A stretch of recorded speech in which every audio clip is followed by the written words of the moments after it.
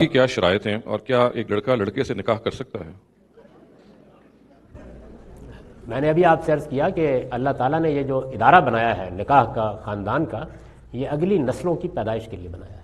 اس ادارے کی بنیاد ہی یہ ہے، ورنہ اس کو بنانے کی کوئی ضرورت نہیں۔ یعنی اگر یہ مقصد نہ ہوتا، اللہ تعالیٰ انسانوں کو درختوں پر لگا دیتا اور وہاں سے ہم اتار لیتے، تو اس ادارے کو بنانے کی کوئی ضرورت نہیں تھی۔ آزادانہ جنسی تعلق ہی ٹھیک تھا۔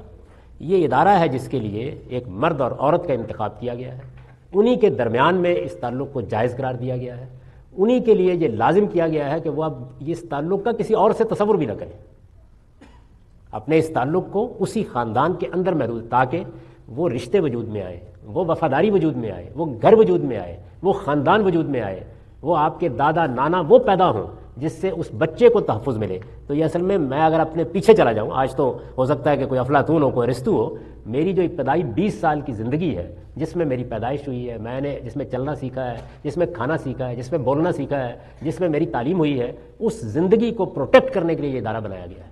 جو شخص اس ادارے کو توڑنے کی کوشش کرتا ہے وہ انسانیت کے خلاف بغاوت کا ارتکاب کرتا ہے۔ تو اس وجہ سے اسلامی قانون کے مطابق یہ رشتہ صرف میاں اور بیوی ہی میں قائم ہو سکتا ہے۔